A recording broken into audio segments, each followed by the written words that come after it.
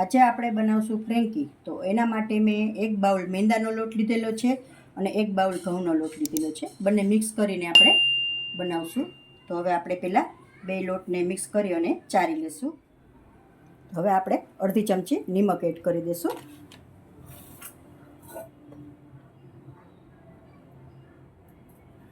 અને 2 ચમચી જેટલું આપણે તેલનું મોણ એડ કરી દઈશું.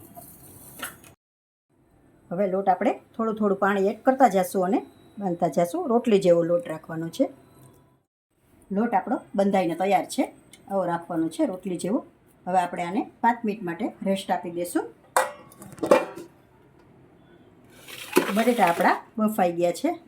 તો હવે આપણે એને ફોલીને માવો બનાવી લઈશું. બટેટા આપણા તૈયાર છે છાલ પાડીને. હવે આપણે આને મિક્સ કરી લઈશું મેસરથી. હવે આપણે મસાલા કરી લઈશું. ગરમ મસાલો અડધી ચમચી,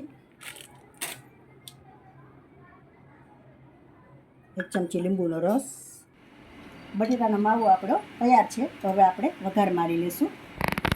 હવે આપણે બટેટાનો માવો એડ કરી દઈશું.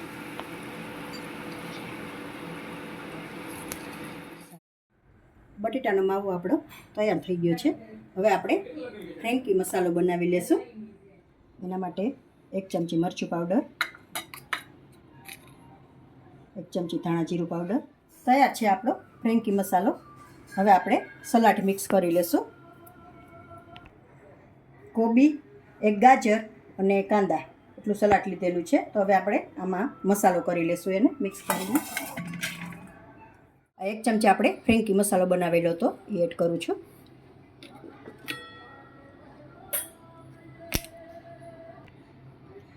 એક ચમચી રેડ ચીલી સોસ એડ કરું છું. આપણે સારી રીતે મિક્સ કરી દઈશું. લોટને આપણે રેસ્ટ આપેલો હતો. લોટ આપણો તૈયાર છે. હવે આપણે રોટલી બનાવી લઈશું. રોટી આપણી વણાઈને તૈયાર છે. હવે આપણે આને શેકી લઈશું. રોટલી તૈયાર છે આપણી. હવે ટોપિંગ લગાવી દઈશું. હવે થોડું આપણે વેજીટેબલ રાખી દઈશું.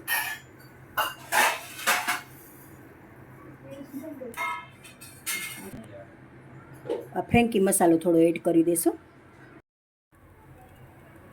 ચીઝ આપણે સ્પ્રેડ કરી દીધું છે. હવે આપણે રોલ વારી લઈશું.